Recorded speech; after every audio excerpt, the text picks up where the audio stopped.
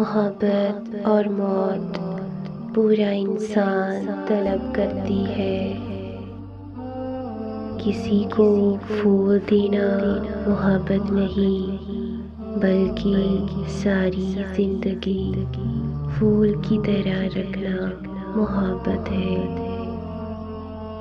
मोहब्बत का खूबसूरती से कोई ताल्लुक नहीं, ये जिससे हो जाए उसे खूबसूरत बना देती है।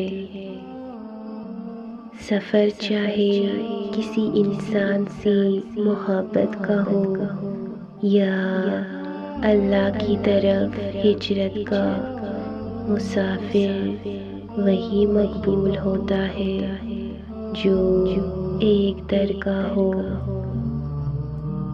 मोहब्बत अगर सिर्फ चेहरे से होती तो अल्लाह कभी दिल न बनाता।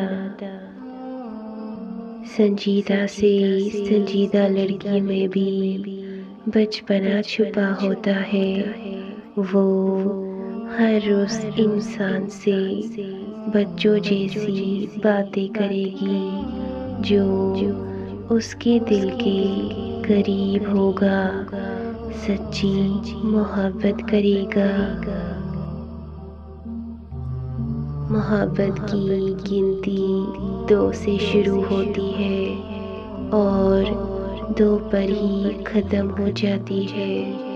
अगर इस 2 में से एक निकल जाए तो पैरों के नीचे से ज़मीन निकल जाती है, और अगर इस 2 में एक शामिल हो जाए तो दिल में से यकीन निकल जाता है।